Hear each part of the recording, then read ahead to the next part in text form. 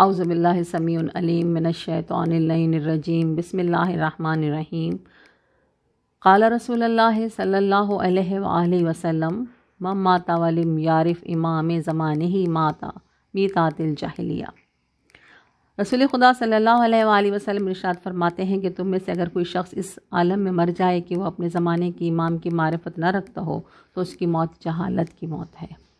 معزز مومنین و مومنات، معرفت امام زمانہ کے سلسلے میں ہماری گفتگو جاری ہے اور آج اس سلسلے میں ہم تقلید پہ بات کریں گے۔ تقلید وہ عمل ہے کہ جس کا حکم ہمیں ائمہ اطہار علیہ السلام کی طرف سے مل رہا ہے کہ غیبت امام میں ہمیں کس سے رجوع کرنا ہے۔ غیبت صغریٰ میں امام کے نائبین تھے جن سے لوگ رجوع کرتے تھے، امام تک رسائی کرتے تھے، امام تک اپنے مسائل پہنچاتے تھے۔ اب جب کہ غیبت کبریٰ شروع ہو گئی ہے تو اس وقت ہم کیسے اپنے امام تک رسائی کریں، کیسے اپنے مسائل پوچھیں؟ اس وقت امام علیہ السلام نے کچھ ولی فقیہ ہم لوگوں کو بتائے ہیں مجتہدین کہ تم ان سے رابطہ کرو تقلید کے ذریعے۔ اس کے لیے امام حسن عسکری علیہ السلام کی ایک حدیث آپ کے سامنے بیان کرتی ہوں۔ مولا فرماتے ہیں لوگوں کو چاہیے کہ فقہا یعنی احکام شریعت کو تفصیل و تحقیق کے ساتھ جاننے والے مجتہدین میں سے جو شخص اپنے آپ کو گناہوں سے بچاتا ہو، اپنے دین کی حفاظت کرتا ہو یعنی اپنے دین پر سختی سے قائم ہو، اپنی نفسانی خواہشات کا غلام نہ ہو اور احکام الہی کی اطاعت کرتا ہو، اس کی تقلید کریں۔ اس کے بعد امام علیہ السلام نے فرمایا کہ یہ اوصاف چند شیعہ فقہا میں ہیں، سب میں نہیں ہیں۔ اسی طرح شیخ صدوق علیہ رحمہ نے امام زمانہ علیہ السلام کی ایک حدیث بیان کی ہے۔ مولا فرماتے ہیں غیبت کبریٰ کے زمانے میں پیش آنے والے حالات کے سلسلے میں ہماری حدیثوں کو بیان کرنے والے راویوں کی طرف رجوع کرو، کیونکہ وہ ہماری طرف سے تم پر اسی طرح حجت ہیں جس طرح ہم اللہ کی طرف سے حجت ہیں۔ مومنات، ہر مسلمان کے لیے اصول دین کو ازرو بصیرت جاننا ضروری ہے، لیکن فروعی مسائل کے لیے ہمیں تقلید لازمی کرنی ہے، واجب ہے ہم پر۔ تقلید جس کے لفظی معنی ہے پیروی کرنا، یعنی ہم اپنے واجبات کے سلسلے میں کسی مجتہد کی پیروی کریں گے۔ جب تک کہ ہم تقلید نہیں کرتے اس وقت تک ہمارا کوئی عمل خدا کی بارگاہ میں مستجاب نہیں ہوتا۔ نماز، روزہ، حج، زکوٰۃ، خمس، جہاد، تولا، تبرع، امر بالمعروف، نہی عن المنکر، یہ تمام وہ فروعی مسائل ہیں، یہ فروعات دین ہے کہ جس میں ہمیں اپنے مجتہد سے رجوع کرنا ہے۔ کوئی چیز جو ہم سمجھ نہیں پاتے ہم اپنے مجتہد سے جس کی ہم تقلید کرتے ہیں ان سے ہم پوچھتے ہیں۔ اب وہ مجتہد جس کی ہم تقلید کرتے ہیں ان کے شرائط کیا ہوتی ہیں؟ ایک مجتہد میں کیا کیا شرائط ہونی چاہیے، تھوڑا سا آپ کو بتاتی چلوں کہ جس مجتہد کی ہم تقلید کرتے ہیں ضروری ہے کہ وہ مجتہد جو ہے مرد، بالغ، عاقل، شیعہ اثنا شری، حلال زادہ، زندہ اور عادل ہو۔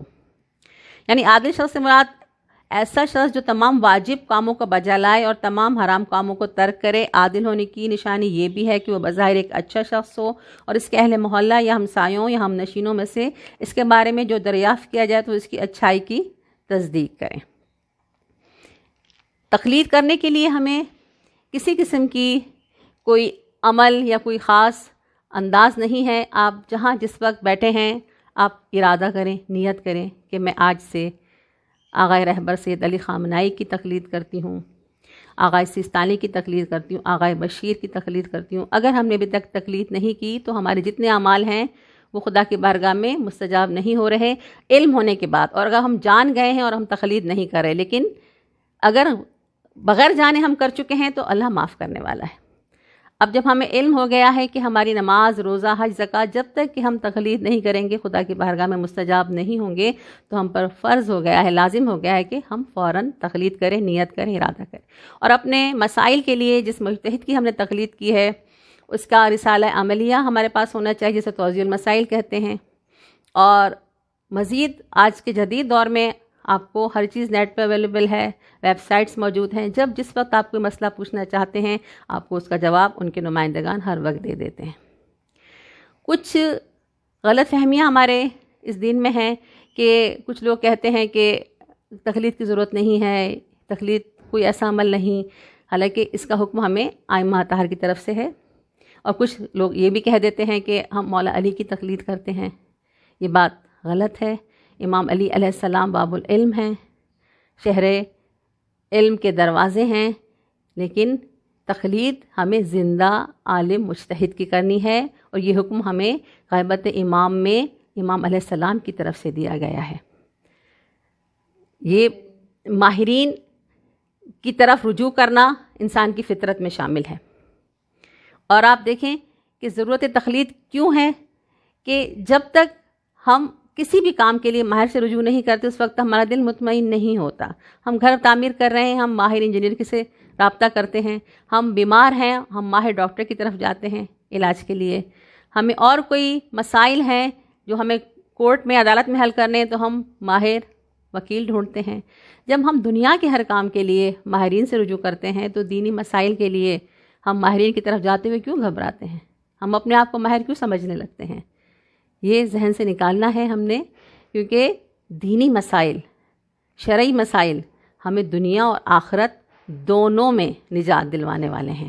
اس کے لیے ہمیں مجتہد سے رجوع کرنا ہے، عالم دین سے رجوع کرنا ہے، اور اس کے لیے ہمیں تقلید کرنی ہے، اور تقلید کے بغیر ہمارا کوئی عمل خدا کی بارگاہ میں مستجاب نہیں ہوتا۔ اللہ رب العزت ہمیں توفیق عطا فرمائے کہ غیبت امام میں ہم وہ اعمال کریں جس کا حکم ہمیں ہمارے مولا امام زمانہ علیہ السلام دے رہے ہیں، اور علماء کی عزت کے لیے، علماء کی پیروی کے لیے امام علیہ السلام نے بارہا حکم دیا ہے، اور رسول خدا صلی اللہ علیہ وآلہ وسلم کی حدیث پاک آپ سب کے ذہنوں میں ہے۔ رسول خدا صلی اللہ علیہ وآلہ وسلم ارشاد فرماتے ہیں کہ 3 چیزیں ایسی ہیں جو بروز محشر اللہ سے شکوہ کریں گی۔ ایک وہ قرآن جو لوگوں کے گھروں میں رکھا ہوتا ہے اور لوگ اس کو تلاوت کے لیے کھولتے نہیں ہیں، پڑھتے نہیں ہیں۔ ایک وہ مسجد جو کسی علاقے میں ہو اور وہاں جا کے لوگ نماز ادا نہ کریں، باجماعت نماز جہاں نہ ہو۔ اور ایک وہ عالم دین شکایت کرے گا کہ جو لوگوں کے درمیان ہو اور لوگ اس سے مسائل دینی، مسائل شریعہ معلوم نہ کریں اور غلط کام کرتے رہیں۔ تو کبھی بھی کسی مسئلے کو پوچھتے ہوئے جھجک نہیں کرنی چاہیے۔ ہمیں اگر صحیح وضو کرنا نہیں آتا تو ہم پر لازم ہے کہ ہم عالم دین سے رجوع کریں، کیونکہ غلط عبادت کرنے سے، وہ اپنی 60 سال کی عبادت ضائع کرنے سے بہتر ہے کہ ہم ایک مرتبہ پوچھ لیں تو پچھلی تمام غلط بھی خدا کی بارگاہ میں معاف ہو جاتی ہیں، اور اللہ ہمیں توفیق دیتا ہے کہ ہم آئندہ سے وہ سب کام عالم دین کے رہنمائی میں صحیح کرتے ہیں۔ بس تقلید وہ عمل ہے جو ہمیں اپنے امام زمانہ کے قریب کر دیتا ہے، امام کا قرب عطا کرتا ہے۔ اللہ رب العزت ہمیں غیبت امام میں امام علیہ السلام کی خوشنودی اور امام علیہ السلام کے سامنے سرخرو کرے، آمین یا رب العالمین۔ وما علینا الا البلاغ المبین۔